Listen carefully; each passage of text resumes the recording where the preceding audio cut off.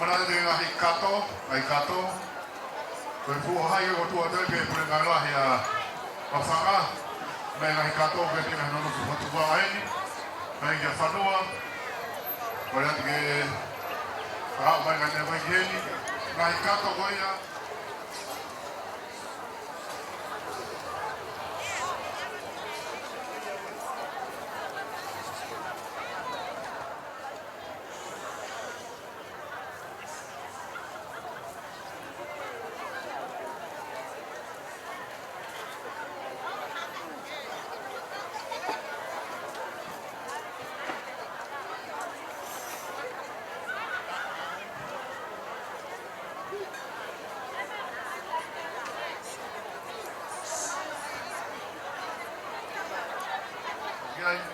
Te mo tau mafua peke whai e tau ngā ue ke whawe, te mo māu. Mo ka taki tau ngari e hoa atu, me kai pēne whai e ngoro waa koia, te mo whenga atu ke māu e tau ngā ue. Mālo. Mālo, hoi ki whahoane tāka koia atu ke kau mau teu koia ke he kau whaiva mei Australia. Ka taki koe wharea koe ni koe sakata maria ta whakatoke lau. Iei kau wholawai, kau nau taikari at biai, ko toi pe mo tau mai, ulanga mai, ko nau lawa terero ke nau whanga, kamata e tau whaima. Nau tari at ringa mo tōpe. Koia.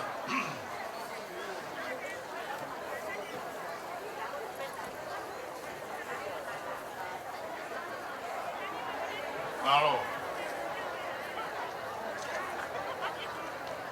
Kore mai kau ofisa. E koe leo te ke merele koe ia, koloka ia whetu he whemei haa ere. Kataki, tani me taha walu whitu, ela, e u whetu koe ia, whakatata korea ki whakatata aia, e whihi ai e ngai merele mai e kau whawharangangi, ta whirene haa ere.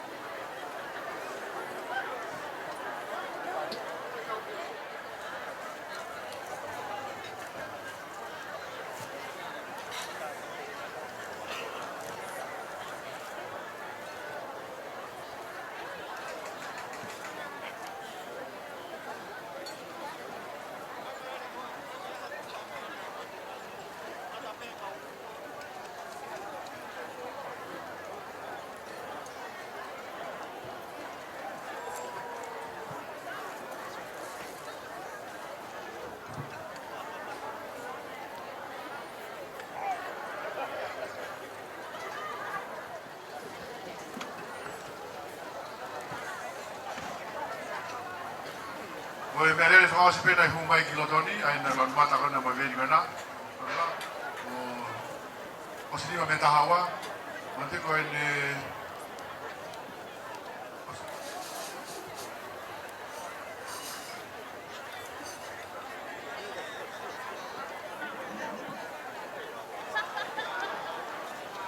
I mawae, ke te mue tūru tae ne a whio ke te whakawasi pe heolo ni eni.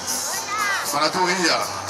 Pe tai pēne whiawhia, wane tūta whea ere, mo whaiei, pa tau whawhawha, o te kolosia e lato mara e malo.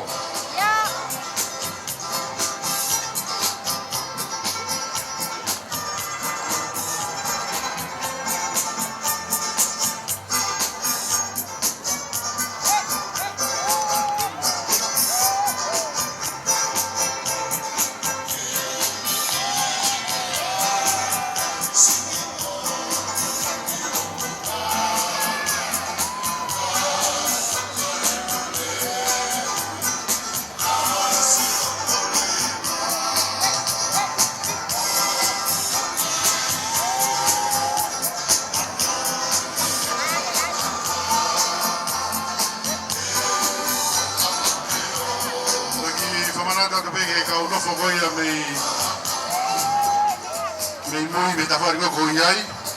Ko whakau ni ko teniti ne ka ngawe. Eke ki whai tango tu malolo he toi akau. E whamata tō ai ke me ne awhio me ka whawhalangi. Ko rea tu ko tō ono eni. Pea ko tau whawhaonga i pa tau talango fua. Eke ki te whawhalonga pea ia te tau toi haere. E takere rei peko au i tua.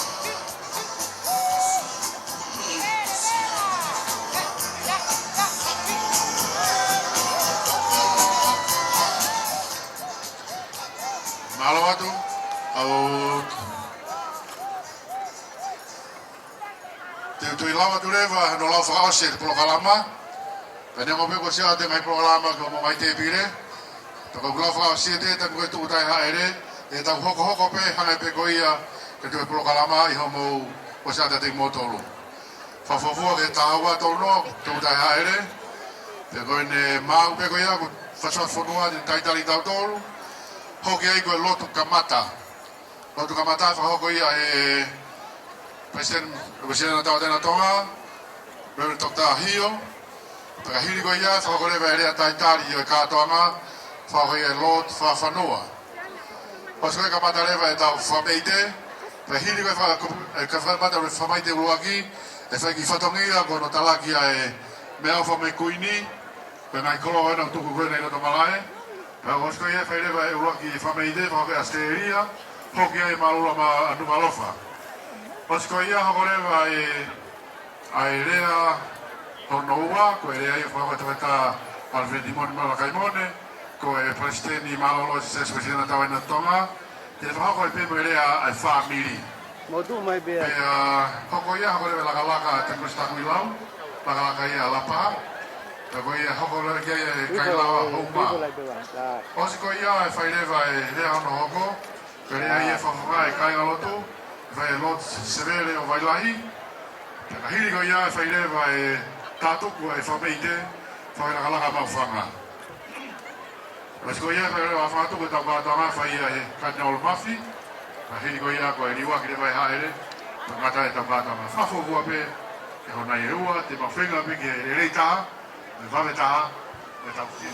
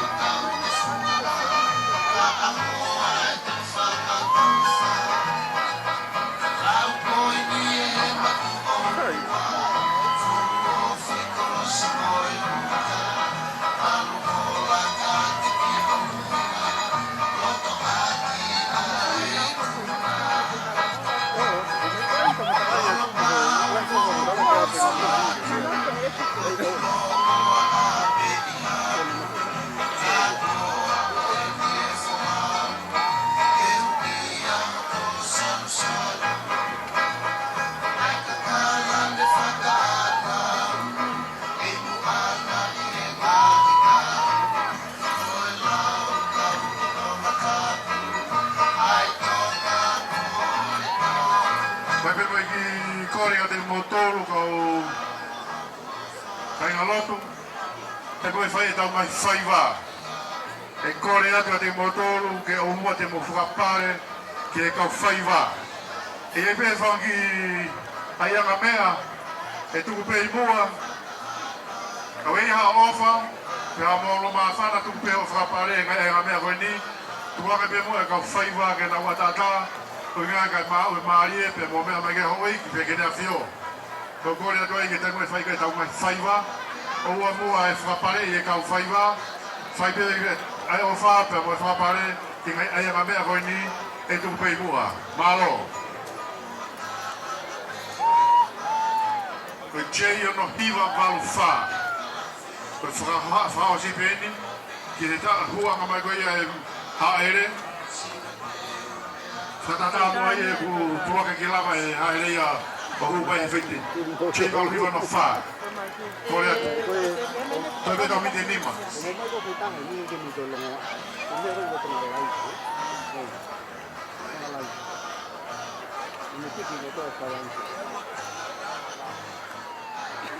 Kore atu e whaiwa koe anuku alofa. Whaiwa anuku alofa. O tonu ke maa pe motori e tua koe a Asteria. ospe Australia, te kai te ua te mai kai ke mo hoko. Ospe ko hoko rewa. Kai hoko bebe e tau mai por palama, te kai te tokoni mo tol mai ka, e tau me lo ai.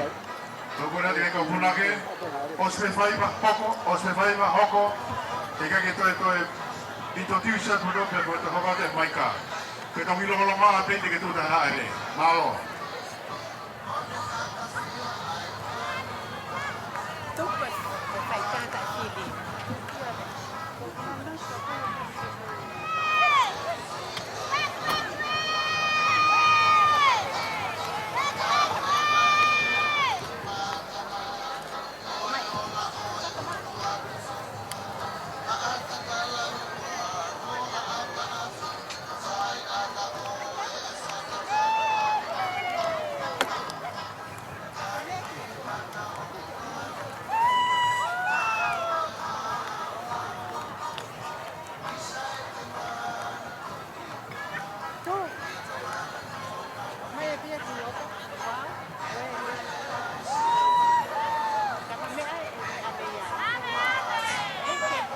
Ora ti devo alofa che mo teni che mo tu a poter tu con l'ancora di la seria.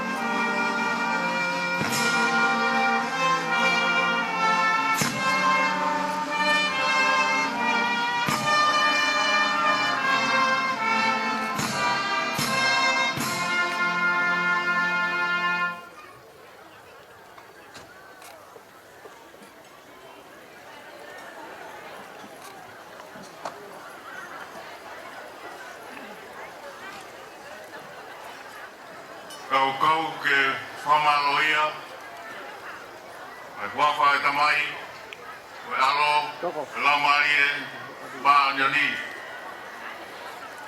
O kau e kakai o langina, e kau mo mamani furipe, ke rau lotu. O toa mafi mo maa nyone ange whau, o tango ni o kei tū, he tau ka kapa whau, koe hau e ngahi hau. Tuloa tu he mai tala o ngahi top tapu, kai whai punau mo amasia e mau hiki, lotu, whakawhetai, koe whei lau lau, he aho, o katoa ai a Tonga ke whamanatu. O mau haka he lan kua tau, he ukei tūni a whare māma e lotu whakaristiane ho mau whanua, koe whare whakatau ato o malu, kia mohu e ngā klasi a Fakatu'uta. Koe aho mau whamaunga, o ku hiki a e whanua ma kakai o lunga e o tua. Kia e Tonga e pēa Tonga o tuputupua. O mau whawhetai e tua, e nā e tūra mai ho lotu lei, koe hopanga māma ki Tonga. E a whatonua e whinangalo e a Fiona ai lika, mo i visone ai urat wha me ngai holonga tui, mo i kakai o Tonga he ngai kuonga, ko au ki lo Tonga. Ko whetamaki a ngai kuelo o mama Fakatu'uta i Tonga. E a malama o asi atu ki tua pureanga. E nea ngona e tau ka kapa i e kilu a, ka kua whotu i kina. O asi atu ke Vatikano o ki loma. Ke ia i ha whanau tama ho Lotu mo e whanua. Aminani, Katinali, Soane, Patita, Paini, Mafi. Ke kau he tālanga he wawao e tala o tua. O e tamai mo e alo. O laumari e maa nioni, whamamani la. O hange e mau fiefia mo e maa whana e hone o tua. O te tapatapaki ai aulola i hongo pore saute mo e noate. I e whetala ako mauloto i e fiefia, ke whakawhetai atu. E hange o mau i e kueta o e fua maa whana. E mau maa whana hiui tangata ai tua ko whai ki Tonga. O e tai o sisi o Tonga mo niwe. E maa whana e mau katoanga me lotu whawhetai. O Fakatu'uta i pangai top tapu e whanua. Mo e a Fiona ko mau o tua. I aho whakafu ofa koeni. O alo marie. E a hanga marie ai ana tula. I winga ko ia ko a whio atu po ono. Petai ne koeni na naspau. Au mau koeni. Whehu o wheina. O koeni halai walu mataho. Moi whare o hamo e ofu. Ho eki no pere. Ho eki o whanua. Ai ho eki o pureanga. Ai ho eki o whare aream. O Tonga. O whawhonga whaka diplomatic. Mo tua pureanga. O taki lotu mo kakai e whanua. Ki kau whataha. Mo Katinali, mo Diocese o Tonga mo niwe. E hua e tawa alo o e whakawhetai. E a tau whetuku atu a whamalo o e a Fiona. I Katoanga o mau whai. Mau kore ke tāpo ki mai e tau mawha e hiki e aho Katoanga koe. Whatā mo ilo o e Katoangani me ngai te pere Katoanga ko teu. E Katinali, wika sēni are, o pātere, o ngai palokia, i Tonga mo tua pureanga. Rea ke hange, e mau Katoanga o e honi o tua, a mau misa, wheilau lau whakawhetai, ake ho mau ulunganga mo mau Tonga, whakawhanua. E hoko e ako hain seni se upana mkakala. E toka mai e hoi fuakia ni mau tolu. I mau whawhetai, I ho hanga ki a Tonga, ma tau sisi. I mau kau he lau. Me lau he kau whangaman lahi, ko e tawa ho Loteli. Eternal God, loving Father, the one who by grace has raised Tonga and the Diocese of Tonga Niue to the status of being actively involved in the ministry of your universal and worldwide church through the created Cardinal of His Eminence, Cardinal Soane Patita Paini Mafi, by His Holiness the Pope. This new call ministry, Christian ministry for Cardinal Mafi, has been to us a refreshing stream of Christianity in Tonga. It is like a fountain that will overflow and reach out from Tonga to the outside world of Christian ministry. I ask you, O God, on behalf of their majesties, King Tubo the Sixth and Queen Anaspau, our Queen Mother, Queen Halawal Madao, and members of the royal family, members of nobility, leaders of the government, members of the diplomatic corps, church leaders, distinguished and visiting guests from overseas, and all of us who are here and who have come to participate in this celebration. To richly bless His Eminence, Cardinal Mafi, to be like a friend who stands behind all friendships and a source of all things good and noble and pure. We dedicate this luncheon and all that is said and done for today, O God, for your glory and honor, because you have very preciously given this honor of being a cardinal for Tonga and the Diocese of Tonga and Niue. We pray, God, as we share from this luncheon table, may we experience here once again the wonder and the power of your grace, who shall remain in their majesties and with us always. Tua Lotu, Taboki Mai Tonga, and Fakafiefia, Queen Fehu, ai whanua makakai ke kei manu ia ai pia Tonga, e mau tauhi, a hokoroa, hoko ia koe mau koroa, koe Lotu, e wawhai tamai mai alo, lau maari e maa ni oni. Amen.